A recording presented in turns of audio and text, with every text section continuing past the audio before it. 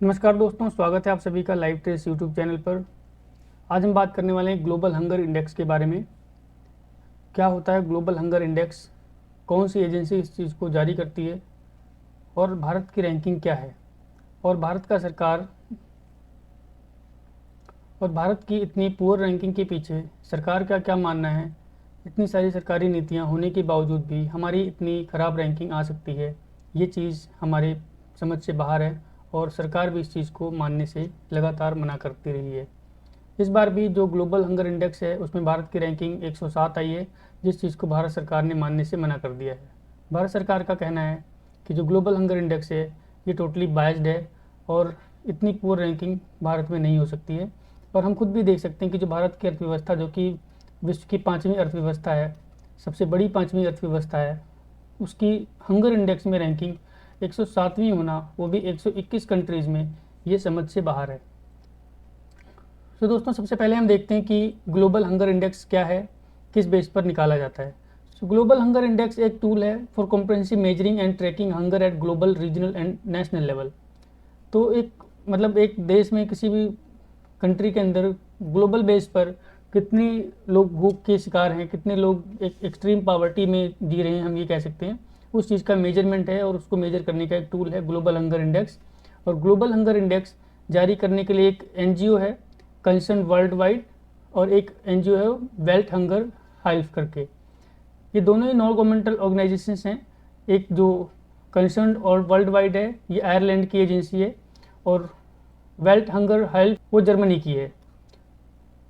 तो ये दोनों एनजीओज हैं जो सर्वे करते हैं अलग अलग देशों में, और वहाँ पर जो भी पैरामीटर्स हैं उनके आधार पर हंगर इंडेक्स को कैलकुलेट करते हैं और पब्लिश करते हैं। ग्लोबल हंगर इंडेक्स के बेसिकली कंपोनेंट्स हम देखते हैं। कंपोनेंट्स क्या है, किस बेस पर ये लोग कैलकुलेट करते हैं, एजेंसीज किस बेस पर ग्लोबल हंगर इंडेक्स को कैलकुलेट करती हैं। अभी हम बात करते हैं ग्लोबल हंगर इंडेक्स के कंपोनेंट्स के बारे में कि किस बेस पर ग्लोबल हंगर इंडेक्स को निकाला जाता है इन एजेंसीज के द्वारा। तो सबसे पहले है अंडर नरिशमेंट। अंडर नरिशमेंट में क्या है कि एक देश में कितने लोग हैं, उन लोगों में डाइटरी एनर्जी की सफिशिएंट नीड्स जो है वो कितने लोग नहीं ले पा रहे हैं, डाइटरी एनर्जी इनटेक का डेफिशिएंसी कितने लोगों में है, उस चीज़ को कैलकुलेट करते हैं। एक जो पैरामीटर है वो चाइल्ड स्टनिंग है, जिसको इम्पेयर्ड ग्रोथ या फिर डेवलपमेंट बोलते हैं, मतलब प्रॉपर जो ग्रोथ है वो नहीं हो रही है चाइल्ड की, उसके बेस पर कैलकुलेट किया जाता है। फिर चाइल्ड वेस्टिंग, इसका मतलब है कि जो लो वेट फॉर हाइट, यानी कि हाइट के बेस पर जो उनका वेट है वो नहीं बढ़ता है, लो वेट कह सकते हैं। और चाइल्ड मोर्टेलिटी, चाइल्ड मोर्टेलिटी का मतलब है ऐसे बच्चे जो 5 साल तक जीवित नहीं रह पाते, उनको हम बोलते हैं चाइल्ड मोर्टेलिटी, यानी कि 1000 बच्चों में से कितने ऐसे बच्चे हैं जो 5 साल तक की एज कंप्लीट किए बिना ही डेथ हो जाती है जिनकी। ग्लोबल हंगर इंडेक्स को 0 to 100 के स्केल पर मेजर किया जाता है। अगर 0 है तो उसको बेस्ट माना जाता है, और अगर 100 है तो उसे पुअर कैटेगरी में रखा जाता है, यानी कि अगर 0 है तो वो बेस्ट कैटेगरी में आएगा, इसका मतलब वहाँ पर हंगर नहीं है। ग्लोबल हंगर इंडेक्स, इंडिया की रैंकिंग कितनी है? ग्लोबल हंगर इंडेक्स में इंडिया को 107 रैंक दिया गया 121 कंट्रीज़ में से, जो कि इंडिया की जो पॉइंट्स हैं वो 29.1 स्कोर इंडिया ने अचीव किया है, और इसके बेस पर 107वीं रैंक इंडिया को दी गई है 121 देशों की रैंकिंग में। इंडिया की जो रैंक है वो एक तरह से बहुत ही ज़्यादा क्रिटिसाइज किया जा रहा है, क्योंकि इंडिया के जो निबरिंग कंट्रीज़ हैं, जो पुअर कंट्रीज़ हैं, एक तरह से इंडिया के कंपैरिजन में बहुत ही ज़्यादा इकोनॉमिकली बैकवर्ड हैं, उनकी भी रैंकिंग इंडिया से अच्छी है, जिसमें कि श्रीलंका, नेपाल, बांग्लादेश और पाकिस्तान आते हैं। पाकिस्तान में भी जहाँ तरह से जिनकी अर्थव्यवस्था एक तरह से बहुत ही पुअर है, जो कि भुखमरी के कगार पे खड़ा है देश, वो भी देश हमसे बेटर पोजीशन में दिख रहा है यहाँ पर ग्लोबल हंगर इंडेक्स के स्टेटस में। अफगानिस्तान, जो एशिया में एक ही ऐसा कंट्री है जो कि इंडिया से पीछे है, और वो है अफगानिस्तान। तो हम देख सकते हैं कि अफगानिस्तान जैसे देश 109th रैंक पर आया है, जहाँ पर ना कोई डेमोक्रेसी है, ना ही कुछ इकोनॉमी है प्रॉपर, जो कि दूसरे देशों के डोनेशन पर जी रहा है, उसकी भी रैंकिंग हमारे आसपास ही है।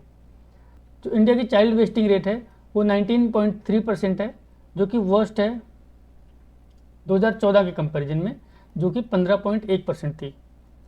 और इवन 2000 के आंकड़े के आधार पर भी देखें, वहाँ भी 17.15 थी, और अभी कितनी है 19.3% है, जो कि इंक्रीज हुई है, पहले से भी पुअर हो चुकी है।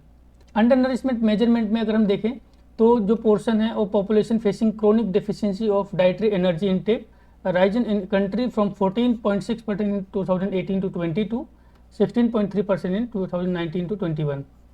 तो ये और भी ज़्यादा वर्स्ट कंडीशन हो गई है, जो कि पिछले एक आंकड़े में हमें 14.16% दिया गया था 2018-20 की अवधि में, जो कि अब 16.3% हो चुका है 19 से 21 के ईयर में। तो ये भी एक तरह से पुअर स्टेटस हो गया और ज़्यादा हमें वर्स्ट कंडीशन में दिखाया गया है ग्लोबल हंगर इंडेक्स में। इस चीज़ को भी लेकर काफ़ी क्रिटिसिज्म हो रहा है।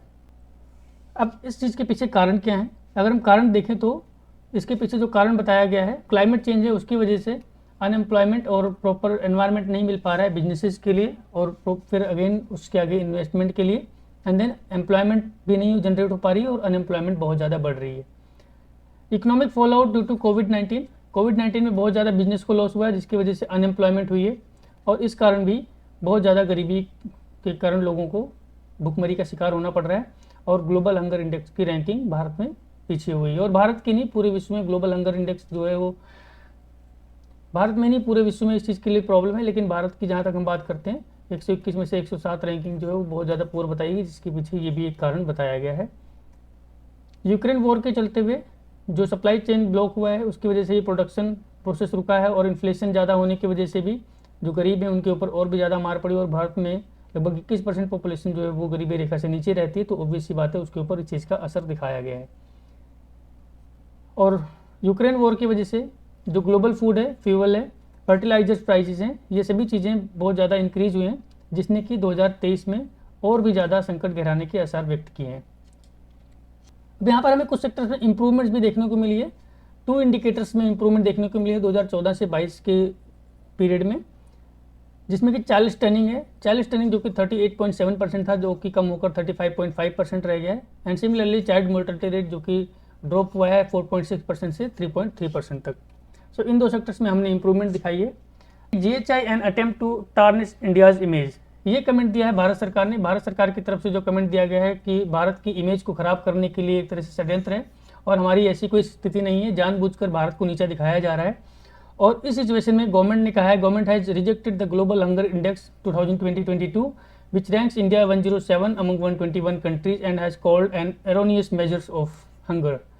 एक तरह से इसको एक गलती से भरा हुआ मेजर बताया गया है, क्योंकि यहाँ पर बहुत सारी मिस्टेक्स हैं, और ये भारत की इमेज को ख़राब करने वाला बताया गया है। और एक तरह से it wrongly claims that ranks are based on opinion polls, because इसकी रैंक्स जो है वो ओपिनियन पोल पर बेस्ड होती है, ना कि इसके कोई बेसिक मेजरमेंट करने का कोई पैरामीटर नहीं है जो कि एरर फ्री हो।